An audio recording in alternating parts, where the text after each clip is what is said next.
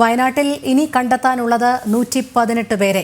ചൂരൽമലയുടെ സമീപത്തെ നദി, നിലമ്പൂർ മേഖല എന്നിവ കേന്ദ്രീകരിച്ച് പരിശോധന തുടരുമെന്ന് മുഖ്യമന്ത്രി പിണറായി വിജയൻ.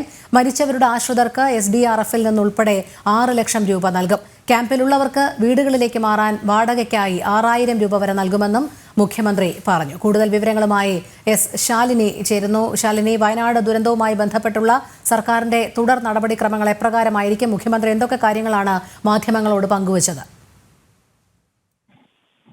രോഹിണി, അല്പസമയം മുമ്പാണ് മുഖ്യമന്ത്രി പിണറായി വിജയൻ മാധ്യമങ്ങളെ കണ്ടത്. പ്രത്യേകിച്ച് വയനാട് ഉരുൾപൊട്ടൽ പശ്ചാത്തലത്തിൽ സർക്കാർ സ്വീകരിച്ച നടപടികൾ, ഒപ്പം തന്നെ സഹായങ്ങൾ ഉൾപ്പെടെയുള്ള കാര്യങ്ങൾ വിശദീകരിക്കാനായിരുന്നു വാർത്താ സമ്മേളനം. ഇതിൽ പ്രധാനമായും മുഖ്യമന്ത്രി പറഞ്ഞത് അടിയന്തര സഹായമായി തന്നെ മരണപ്പെട്ടവർക്ക് സംസ്ഥാന ദുരന്ത നിവാരണ അതോറിറ്റിയുടെ ഭാഗമായും സർക്കാരിന്റെ ഭാഗത്തു നിന്നുള്ള സഹായമായും 6 ലക്ഷം രൂപ ഉടൻ തന്നെ നൽകും എന്നുള്ളതാണ് മുഖ്യമന്ത്രി അറിയിച്ചിട്ടുള്ളത്.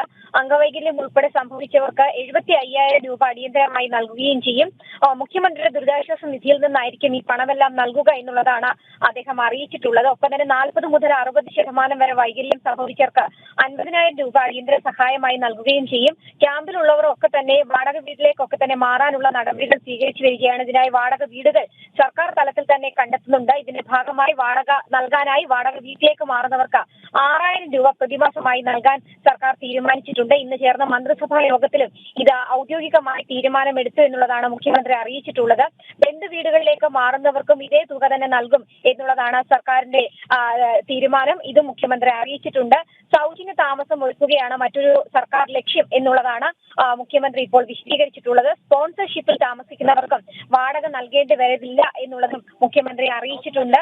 സർട്ടിഫിക്കറ്റുകൾ നഷ്ടപ്പെട്ടവർക്കും ഒപ്പം തന്നെ വീണ്ടെടുക്കാനുള്ള മാർഗനിർദ്ദേശങ്ങളടക്കം സർക്കാരിന്റെ ഭാഗത്തു നിന്ന് പുറപ്പെടുവിച്ചിട്ടുണ്ട് എന്നും അദ്ദേഹം സൂചിപ്പിച്ചിട്ടുണ്ട്. ഈ നഷ്ടപ്പെട്ടുപോയ സർട്ടിഫിക്കറ്റുകൾ, ഡ്യൂപ്ലിക്കേറ്റും ഒക്കെ തദ്ദേശ സ്വയംഭരണ സ്ഥാപനങ്ങളിൽ നിന്നും ലഭ്യമാക്കുമ്പോൾ അതിന് യാതൊരു വിധത്തിലുള്ള ഫീസുകളും ഈടാക്കില്ല എന്നുള്ളതാണ് മുഖ്യമന്ത്രി അറിയിക്കുകയും ചെയ്തിട്ടുള്ളത്. മരണപ്പെട്ടവരുടെ ബന്ധുക്കൾക്കായിരിക്കും ഈ അടിയന്തര സഹായമായ 6 ലക്ഷം രൂപ നൽകുക. അതുമായി ബന്ധപ്പെട്ട് സാക്ഷ്യപത്രം ഉൾപ്പെടെയുള്ള രേഖകൾ ഹാജരാക്കണം എന്നുള്ളതാണ് മുഖ്യമന്ത്രി അറിയിച്ചിട്ടുള്ളത്. ഇതിനൊക്കെയുള്ള ഫീസ് സർക്കാർ തലത്തിൽ ഒഴിവാക്കിയിട്ടുണ്ടെന്നും മുഖ്യമന്ത്രി അല്പസമയത്തിന് മുമ്പ് മാധ്യമങ്ങളെ കണ്ടപ്പോൾ വ്യക്തമാക്കുകയും ചെയ്തു. ഒപ്പം തന്നെ പരിശോധന എന്നുവരെ നീണ്ടുപോകും എന്നുള്ള കാര്യത്തിൽ, അല്ലെങ്കിൽ അത് എന്ന് നിർത്തും എന്നുള്ള കാര്യത്തിൽ ഔദ്യോഗികമായ തീരുമാനം സർക്കാർ നിലവിൽ എടുത്തിട്ടില്ല. അതേസമയം തന്നെ ചൂരൽമലയുടെ സമീപത്തൊഴുകുന്ന നദിയും നിലമ്പൂർ മേഖല കേന്ദ്രീകരിച്ചും പരിശോധനകൾ വിവിധ സംഘടനകളുടെയും സേനയുടെയും ഭാഗമായി തുടരും എന്നുള്ളതും മന്ത്രി അറിയിച്ചിട്ടുണ്ട്. വീട്ടുപകരണങ്ങൾ ഉൾപ്പെടെ നഷ്ടപ്പെട്ടവർക്ക് സർക്കാർ സഹായത്തിൽ അത് ലഭ്യമാക്കാനുള്ള നടപടികളും ആലോചിക്കുകയാണ് എന്നും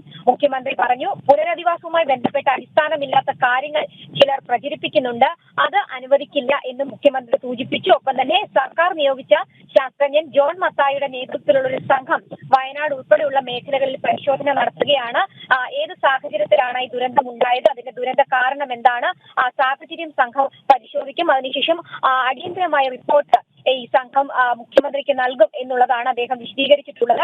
ഡ്രോൺ അടക്കം ഉപയോഗിച്ചുകൊണ്ടുള്ള സർവേ നടപടികളാണ് ഇപ്പോൾ വയനാട് മേഖലയിൽ ശാസ്ത്രജ്ഞൻ ജോൺ മത്തായിയുടെ നേതൃത്വത്തിൽ നടത്തുന്നത് എന്നുള്ളതാണ് മുഖ്യമന്ത്രി അറിയിക്കുന്നത്. നാശനഷ്ടങ്ങൾ ഉൾപ്പെടെയുള്ള കാര്യങ്ങൾ റവന്യൂ വകുപ്പ് വിലയിരുത്തി റിപ്പോർട്ട് നൽകിയിട്ടുണ്ട്. ഇതടക്കം പരിശോധിച്ച ശേഷം അടിയന്തരമായി തന്നെ പ്രധാനമന്ത്രി നരേന്ദ്രമോദിക്ക് ഒരു വിശദമായ മെമ്മോറാണ്ടം നൽകും എന്നുള്ളതാണ് അറിയിച്ചിട്ടുള്ളത്. നാശനഷ്ടങ്ങൾ, ഒപ്പം തന്നെ ഏത് തരത്തിൽ പുനരധിവാസം ഇനി നടത്താം, അതിന് ഏതൊക്കെ തരത്തിലുള്ള സഹായം കേന്ദ്രത്തിന്റെ ഭാഗത്ത് നിന്ന് അനിവാര്യമായി വരും എന്നതടക്കമുള്ള കാര്യങ്ങൾ വിശദീകരിച്ചുകൊണ്ടായിരിക്കും ഈ ഒരു മെമ്മോറാണ്ടം പ്രധാനമന്ത്രിക്ക് നൽകുക എന്നുള്ളതാണ് മുഖ്യമന്ത്രി വിശദീകരിച്ചിട്ടുള്ളത്. എന്തായാലും അടിയന്തര സഹായം സർക്കാരിന്റെ ഭാഗത്ത് നിന്ന് നടക്കുന്നു. ഒപ്പം തന്നെ പുനരധിവാസവുമായി ബന്ധപ്പെട്ടുള്ള നടപടികളും സർക്കാർ തലത്തിലും വിവിധ വകുപ്പുകളുടെ ഏകോപനത്തിന്റെ ഭാഗമായിട്ടുള്ള പുരോഗമിക്കുന്നു എന്നുള്ളതാണ് മുഖ്യമന്ത്രി അറിയിച്ചിട്ടുള്ളത്. രോഹിണി, ശരി.